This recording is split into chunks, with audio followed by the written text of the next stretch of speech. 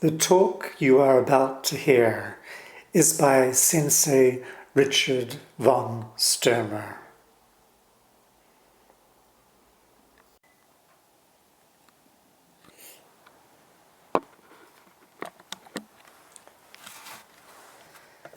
The Teisho this evening, Tuesday the 9th of July, we're going to look at a Theravada text, the questions of King Milinda. It's translated by Rhys Davies. It's an old translation, but it's still in use. I think it's from 1894. So sort of translation's a little bit old-fashioned, but T.W. Rhys Davies was an early scholar of Buddhism in the West. And it's a celebrated discussion between King Milinda and Nāgasena about 500 years after the death of the Buddha. It's a Pali text, and it's best preserved in its Sri Lankan version.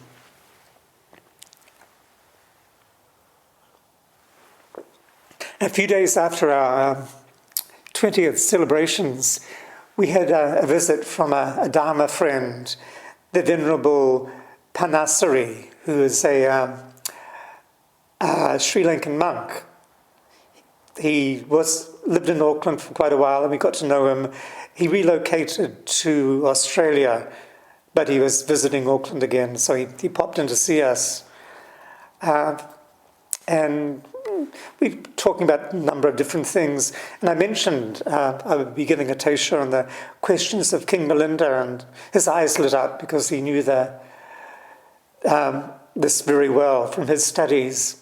And he also mentioned something I didn't really realize, but he said that in Sri Lanka, which is not the case in Thailand or Myanmar, Sri Lankan monks, from the Theravada, of course, they also study Mahayana texts.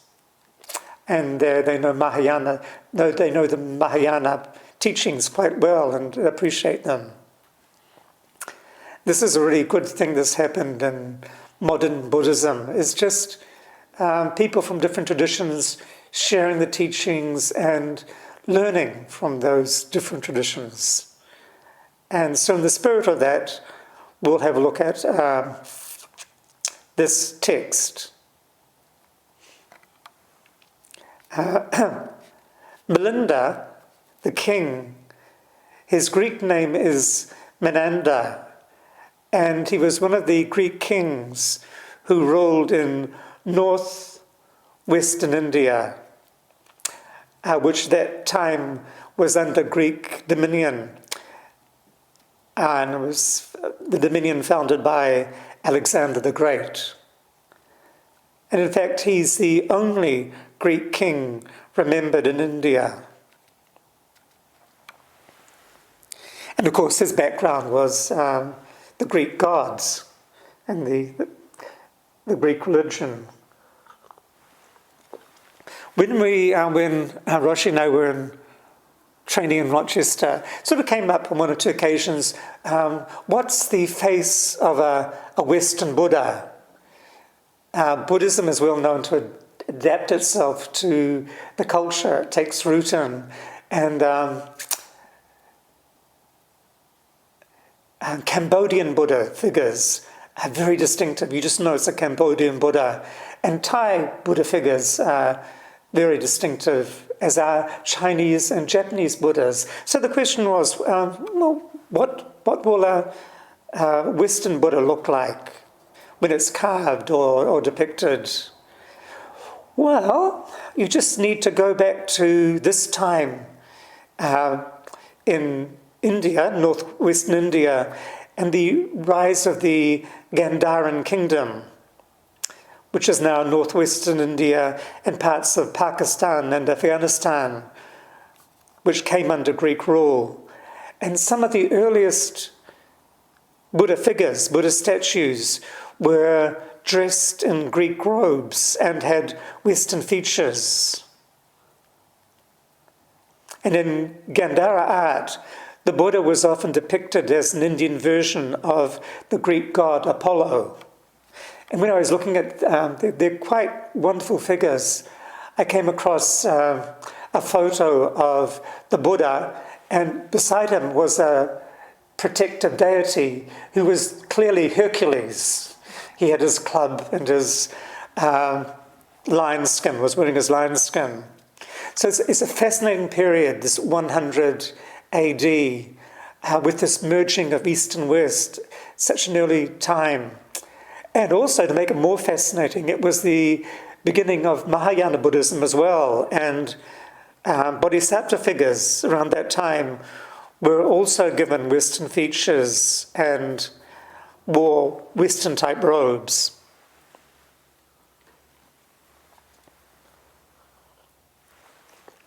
So Nāgasena was a Buddhist who lived in the 1st century AD. He came from a Brahmin family and entered the Buddhist Sangha at the age of 15. And he is said to have attained the stage of an arhat, an enlightened follower of the Buddha. And King Milinda, the Greek king, he liked nothing better than to go out with his huge retinue and visit towns and villages in his kingdom and engage holy men and sages in debate. He was skilled in rhetoric. He knew all about Hinduism and Buddhism. And so he debated these different spiritual leaders, if you like. However, after each visit, he came away disappointed. He'd sort of beaten them in debate, but he really hadn't learnt much. And his wisdom hadn't increased. And many of his spiritual questions were left unanswered until he met up with Nāgasena.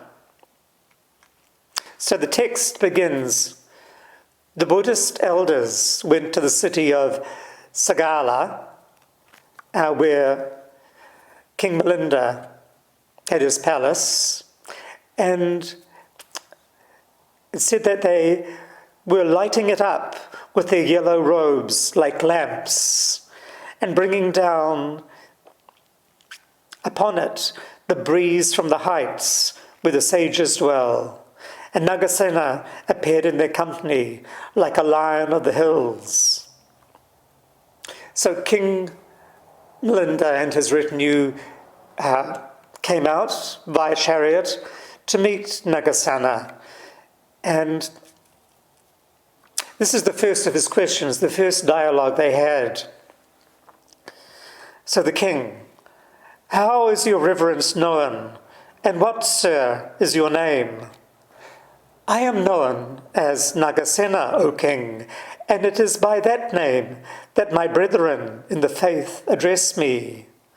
But Nāgasena is only a generally understood term, a designation in common use, for there is no permanent individuality involved in the matter. So, right there is Nāgasena's teaching, no self.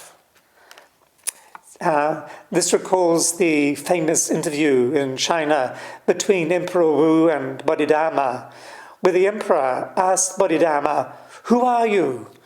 And Bodhidharma replied, "I don't know." Nāgasena's response was, "No permanent self." So the king went on, is it all the skandhas combined that are Nāgasena? No, great king. But is there anything outside the 5 skandhas that is Nāgasena? No, great king. Who then is the Nāgasena that we see before us? So that was the king's question. Who are you then? The good thing to take up texts like this in our Dharma studies is you get to learn about basic Buddhist teaching from the Theravadan tradition. And one of the basic teachings are the 5 skandhas that make up an individual. And the 5 skandhas briefly are form, our physical body, feelings, perceptions, mental formations, and consciousness. Those are the 5 skandhas. The 4th skandha, mental formations, is very complex. We haven't got time to go into the 4th skandha, but it includes our impulses, our conditioning, our karmic traits, what drives us psychologically. That's all contained in the 4th skandha, mental formations. And it's the constant interplay and interconnection among the skandhas that has the effect of giving a false sense of personal identity and continuity. Whereas, in truth, there is no definite I existing by itself, independent of the ever-shifting relationship among psychic and physical forces. Can't help thinking, if we just take the first skandha, the rupa skandha, which is form, can't help thinking about the preoccupation these days of taking selfies all the time. Especially among influencers on social media, the preoccupation of depicting oneself as beautiful or handsome day after day, photo after photo, can be seen as an addiction to the first skandha, to our physical appearance. But this is not who we truly are. It's just superficial on so many levels. Or you could say it's superfiction. Superficial and superfiction, creating this outward image of ourselves. Now, in answer to the king's question about identity, Nāgasena uses a simile of the chariot. And this is, in fact, the most famous section in the questions of King Milinda.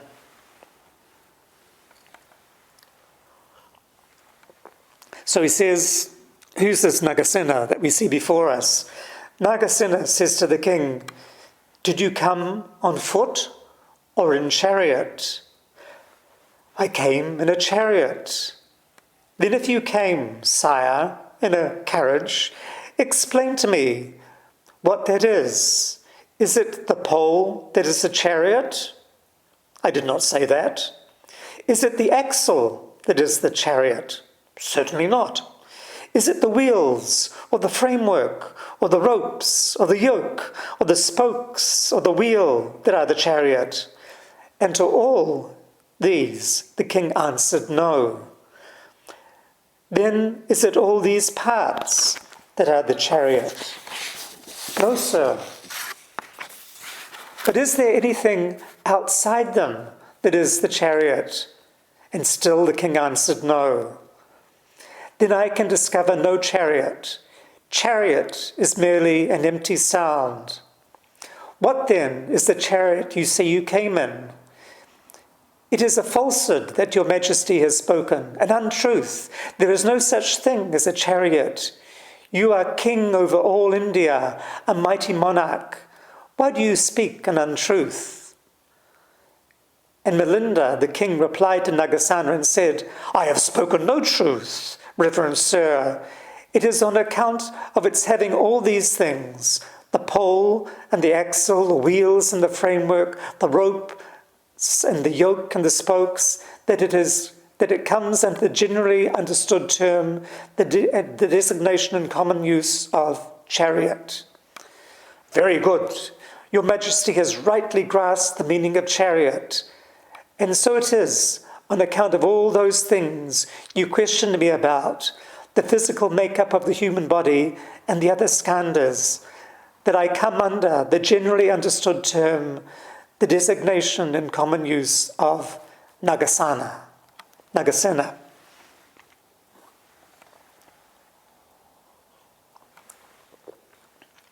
This famous dialogue has a parallel case in the Mumonkan, where Zen master Getan said to a monk, Si Chang, the first wheelmaker in China, made a cart whose wheels had 100 spokes.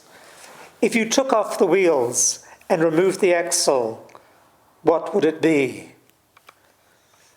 So if you have this giant wheel of 100 spokes, if you took off the wheel and removed the axle, the spokes, what would it be?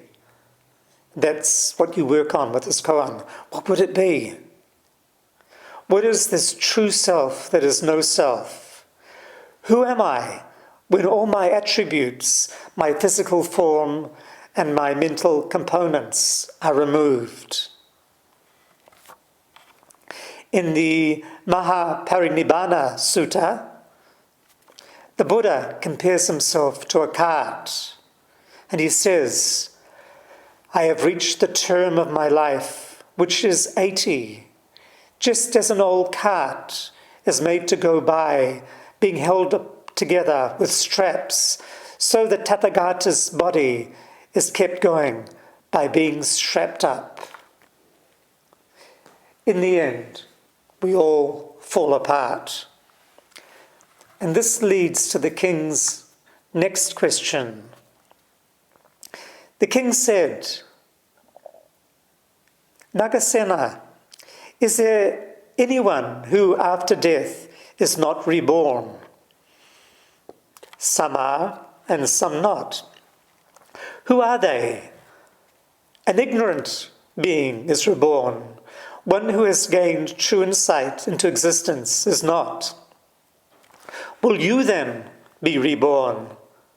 If when I die with craving for existence in my heart, yes. But if not, no. And the king said, very good, Nāgasena.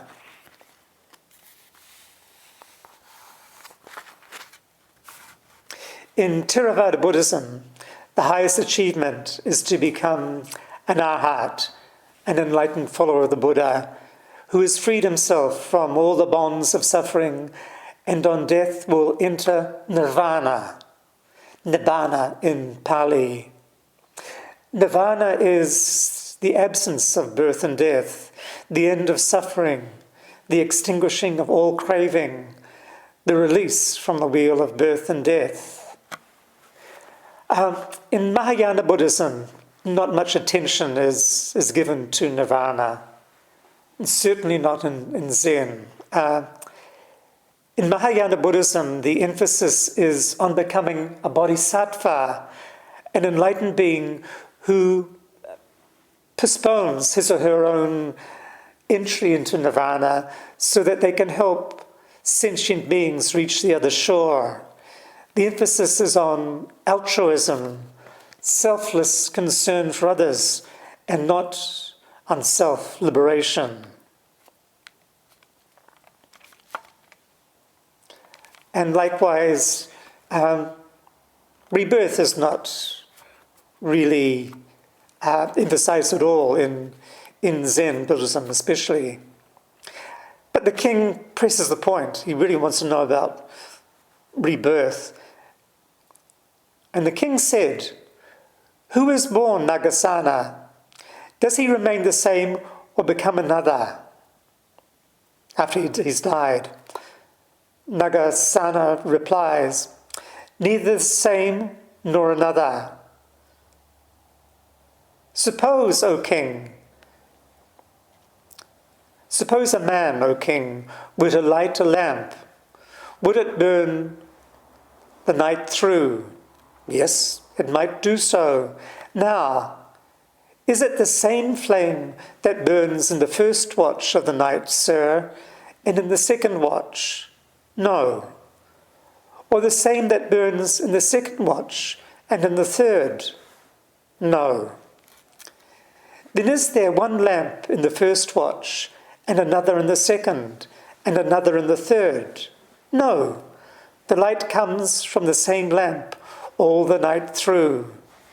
Just so, O king, is the continuity of a person or thing maintained. One comes into being, another passes away, and the rebirth is, as it were, simultaneous. Thus, neither as the same nor as another does a man go on to the last phase of his self-consciousness. This last part, I'm not sure if it's the translation. It's a bit difficult. The question here is, what is reborn? If there's no permanent self, no self, what is reborn? Nāgasena appears to be saying that there is a continuity between one life and the next, as well as that we're dying and being reborn at each instant. And this is very much the Zen view. Zen stresses the present moment, just this moment. The person I was when I was sitting half an hour ago is not exactly the same person who came up and offered incense before our chanting service, and it's not the same person exactly as the person who is sitting here now giving this Teisho. So we're all undergoing continual micro-change. The Buddha said that the question of rebirth is profound and difficult. We can say that a karmic energy, a habit energy, is transmitted from one life to the next. We are born because there was unfinished business, if you like, from a previous life. Yasutani Roshi is helpful in this. Philip Kapleau's main teacher, Yasutani writes, the 5th century Indian ancestor Vasubandhu taught that our life is like a wave. A wave arises when the energy of the wind passes through the water. The same energy that created a particular human being will produce a new life in the same way that the energy of a wave produces the next. This energy force does not disappear, but goes on to create a succession of lives.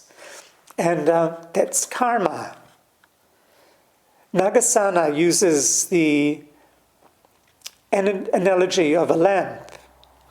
I find it helpful to use the analogy of a candle. If you have a lit candle and you transfer the flame from your candle to another candle, then is the original flame the same as the flame now burning in the second candle? Is it the same or different? It's not exactly the same, and it's not exactly different. We can clearly see that light, the flame, has been passed on from one candle to another.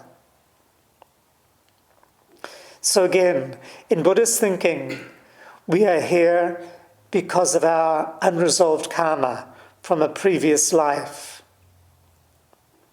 We don't need to believe in rebirth to practice Zen. Definitely not. However, if you really believe that this life is all you have, and then nothing exists of yourself after you die, then, as a Zen student, you should redouble your efforts so that you can see into the great matter of birth and death within this one lifetime.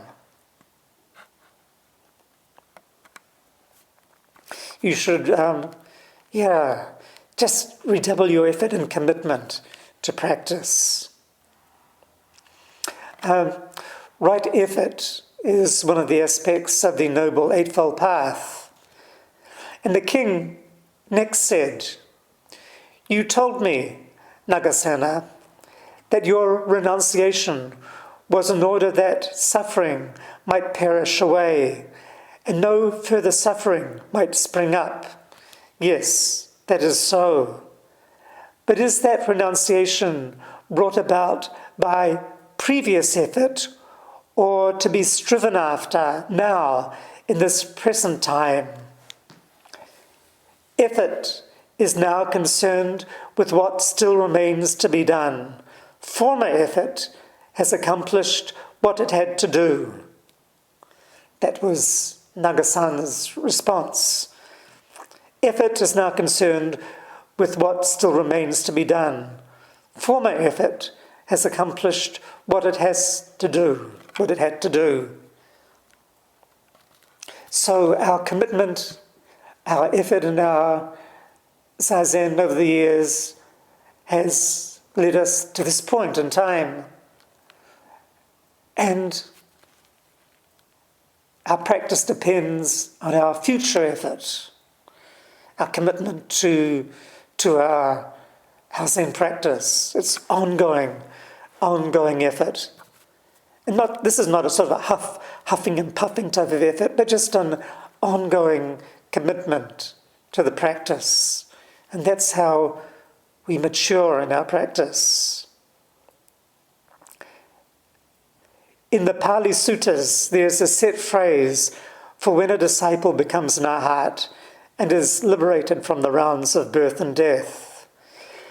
Destroyed is birth, the holy life has been lived. What had to be done has been done. There is no more for this state of being. Another translation, there is no more for this state of becoming.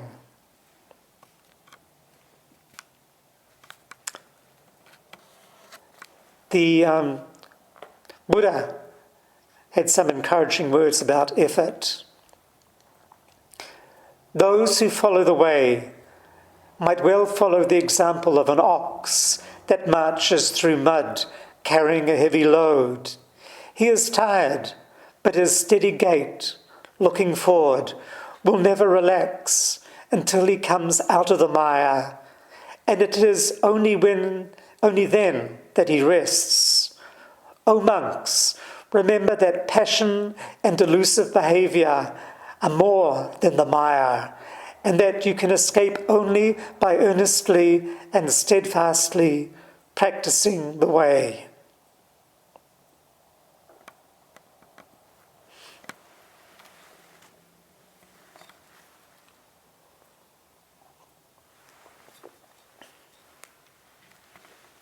On another occasion, the Buddha called his followers Pati Sotagama, from Pati Sota, to go against the stream, to awaken. And Zen practice is really going against the stream. In Zen, working on the breath, with the breath, working on the koan, we're going against the stream of our habitual patterns, our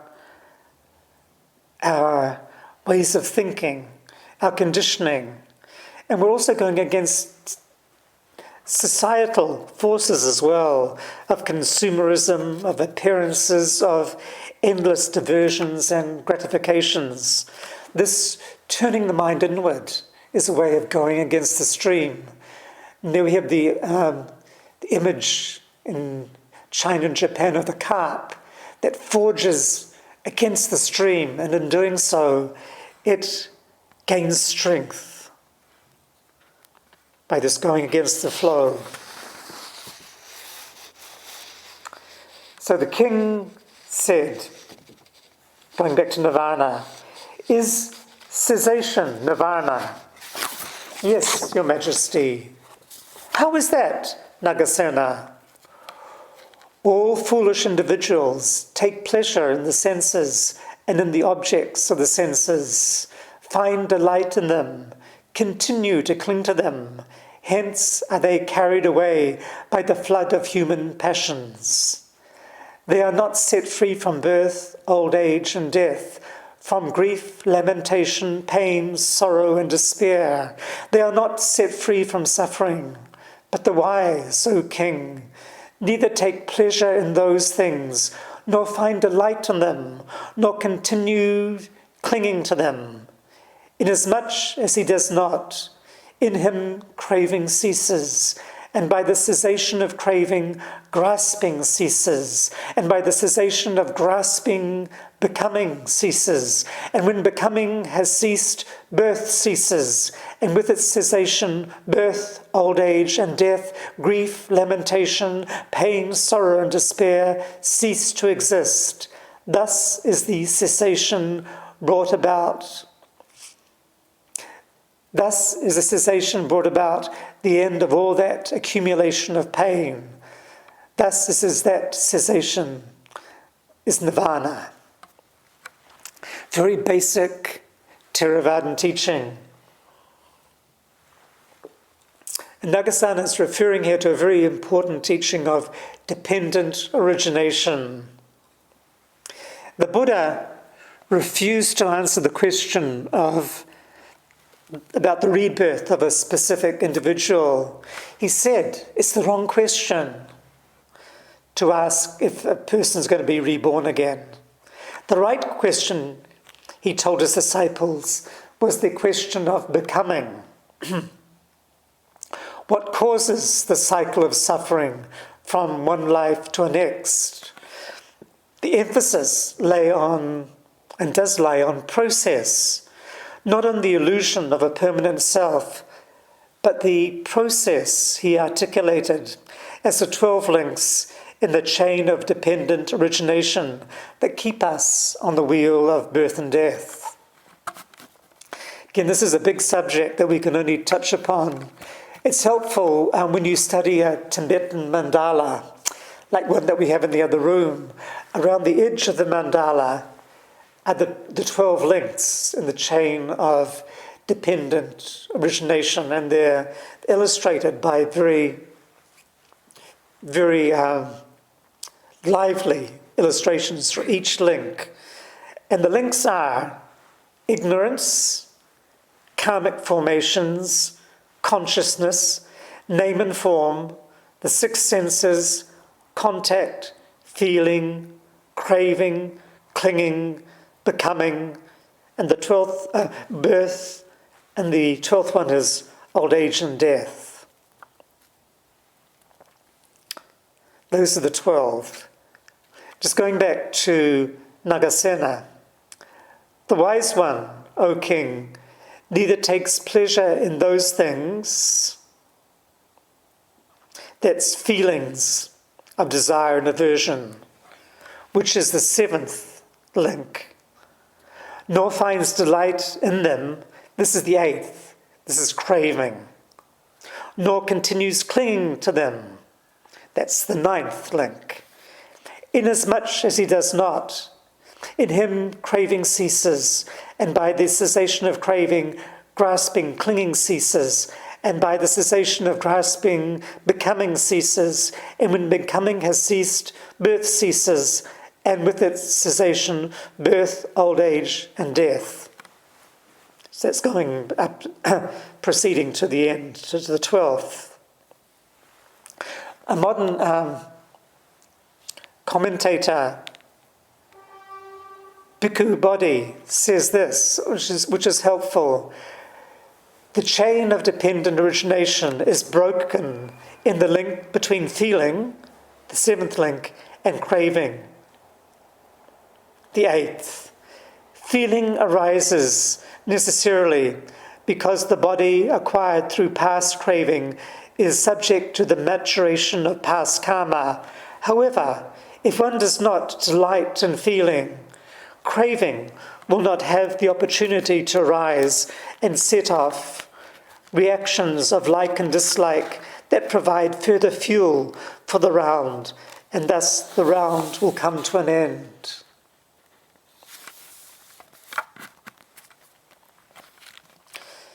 So the link is broken between feeling and craving.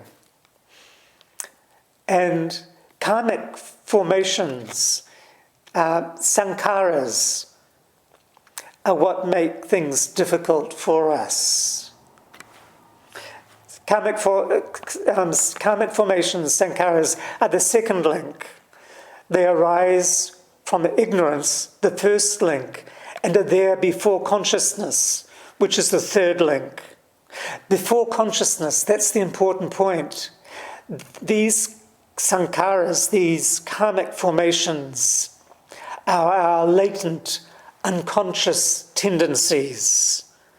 Consciousness knows that we have to break the link between feeling and craving, and yet we still act out our desires and aversions. It seems that we have to face our compulsions, our addictions, our fixations, and experience the pain that they cause to ourselves and to others again and again before we can truly be free of them. And that's when Zazen is helpful. The longer we practice, the clearer that we see the moment when these negative impulses arise in our body, speech, and mind. And we also have the precepts as the sort of a guardrail. The guardrail is there, and it is there if we take the precepts to heart.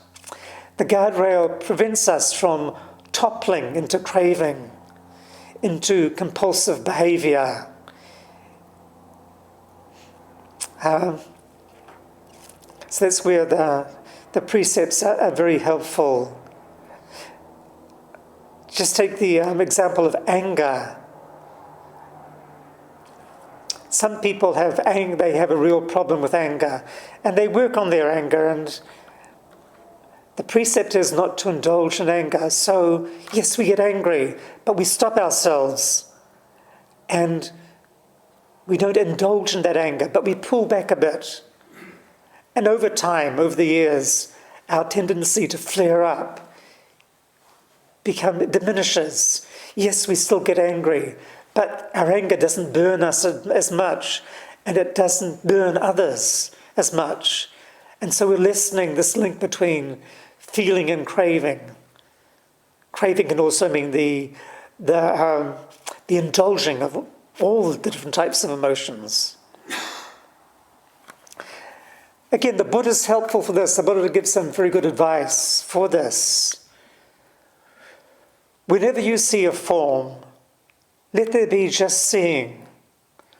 Wherever you hear a sound, let there be just hearing. Wherever you smell a scent, let there be just smelling. Wherever you taste a flavour, let there be just tasting. Wherever you experience a physical sensation, let there be just sensing. And when a thought arises, let it be just a natural phenomena arising in the mind. When it is like this, there will be no self. There will be no moving about here and there, and no stopping anywhere. This is the end of suffering.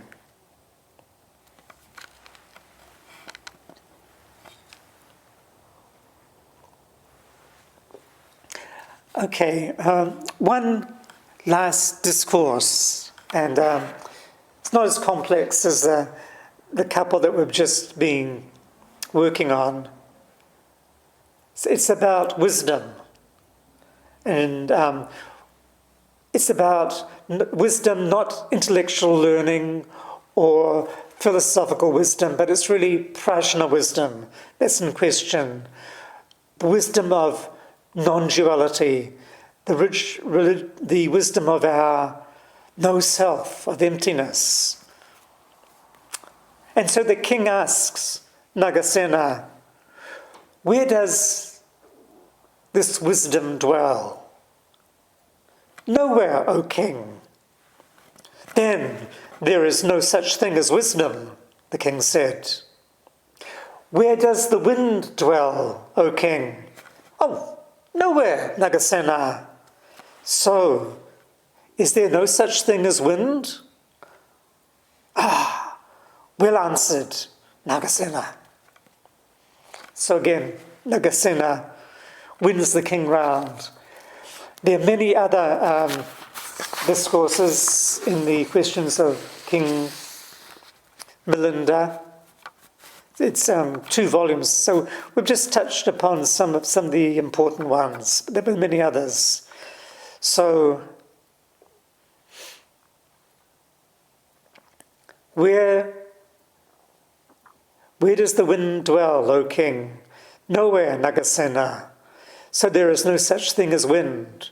When answered Nāgasena, of course there is wind. The Diamond Sutra states, arouse the mind without it dwelling anywhere. Arouse the mind without it dwelling anywhere.